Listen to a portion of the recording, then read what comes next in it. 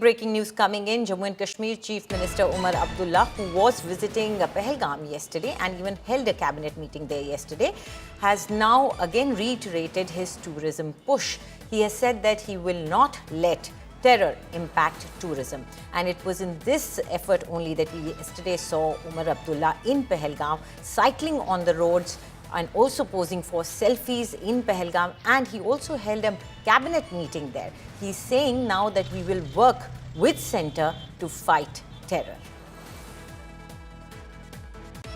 उमर साहब, आप कल से ही लगे हुए हैं, कोशिश पूरी तरह कर रहे हैं, जो भी आपके हाथ में था आप कर रहे हैं। आपको लग रहा है कि कहीं जो है चेंज आने की पॉसिबिलिटी है? जिस तरीके से अभी जो लग रहा है कि यात्रा पे फोकस है, केंद्र की तरफ से ज्यादा जो है इस पे पहल नहीं हो रही है। उम्मीद कहते हैं ना, उम्मीद पे दुनिया कायम है। हम अपने तरफ से जो इक़दामात उठा सकते हैं हम उठा रहे हैं, जो हम कोशिश कर सकते हैं कर रहे हैं, बाकी ऊपर वाले तक है। हमारी कोशिशों में कोई कमी नहीं रहेगी। और वैसे भी अगर आप देखें तो हमारी कोशिशों के बिना भी गुलमर्ग खाली तो नहीं है। कल पहलगाम में भी मैंने काफ़ी टूरिस्टों से मेरी खुद मुलाकात हुई, यहाँ आज गुलमर्ग में भी। तो इससे हमें हौसला मिलता है कि हम सही रास्ते पे हैं। और 22 अप्रैल का जो हमला है, उस हमले के तहत हमारा मिशन जो है रुकेगा नहीं।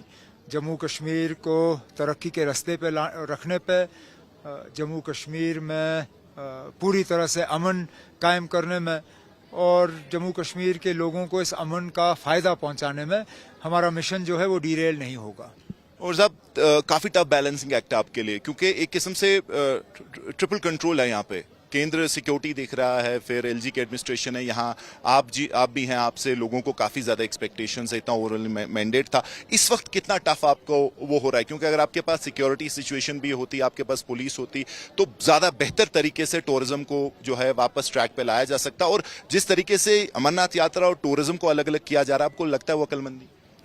फिलहाल तो ठीक है। फिलहाल हमारी कोशिश रहनी चाहिए और उस कोशिश में कोई कमी नहीं आनी चाहिए कि अमरनाथ यात्रा जो है वो बिना किसी इंसिडेंट के वो मुकम्मल हो। हमारे तमाम यात्री जो हैं वो आएँ, सही सलामत वहाँ पे जाएं, अपनी हाज़िरी दें और अपने घर वापस जाएं। उसमें किसी तरह की कोई कटौती या किसी तरह की कोई कमी नहीं रहनी चाहिए। बाकी जहाँ तक आपने बात की कि अगर ये होता तो वो होता, चलिए ना, अगर मगर में तो बहुत कुछ हो सकता है। लेकिन फिलहाल जो हमारी असलियत है, हमें उस असलियत के तहत अपना काम करना है। सर, आज भी जब कश्मीर की कोई खबर जाती है या हम भी जब कोई स्टोरी करते हैं, तो जो कमेंट्स उसमें आती हैं उसमें ज्यादातर लोग कहते हैं बाइकआउट कश्मीर। एक नैरेटिव है जो बना है। आपको लगता है कि इसमें केंद्र का एक काफी इंपॉर्टेंट रोल है? क्योंकि अगर वहां से एक मैसेज जाएगी तो बहुत कुछ बदल सकता है बहुत जल्दी। केंद्र को पहले तो इसमें देखना होगा कि ये कौन से लोग हैं जो इसके पीछे हैं। शायद इसमें कुछ मार्केट फोर्सेस भी आ जाती हैं। उनको वैसे कश्मीर के खिलाफ कुछ नहीं है, लेकिन वो चाहते हैं कि दूसरी रियासत जो है वो प्रमोट हो कश्मीर के मुकाबले में। तो कभी कभार ये कम्पिटिटिव बिजनेस इंटरेस्ट भी जो हैं वो लोग सियासत का फ़ायदा लेते हैं। लेकिन तब भी मैं केंद्र हुकूमत और ख़ासकर वज़ीर आज़म साहब और उनका जो दफ्तर है, उनसे गुजारिश करूंगा कि अपने एजेंसीज़ वगैरह का इस्तेमाल करके पता करें कि ये कौन लोग हैं इस चीज़ के पीछे, और फिर उनके खिलाफ सख्त से सख्त जो है कदम उठाए जाएं। सर, 48 गार्डन्स अगर आप बात करें अभी भी बंद है, तो एक कॉन्ट्राडिक्टरी चीज़ हो जा रही है। क्योंकि अगर आप कोशिश भी कर रहे हैं, मेहनत भी कर रहे हैं, अगर उनको खोलना शुरू नहीं होना चाहिए? 48 डेस्टिनेशंस बंद नहीं हैं। कुछ जगहों में 48 छोटे पॉइंट्स बंद हैं। मिसाल के तौर पे गुलमर्ग खुला है, लेकिन गुलमर्ग का आउटर सर्कुलर रोड बंद है, तो वो एक पॉइंट बन जाता है। इसी तरह पहलगाम खुला है, लेकिन बेताब बंद है, तो एक पॉइंट बन जाता है। और ज़रूर मैं आपकी बात को बिल्कुल एंडोर्स करता हूँ कि बुरे वक्त में भी हमने ये जगहें बंद नहीं की।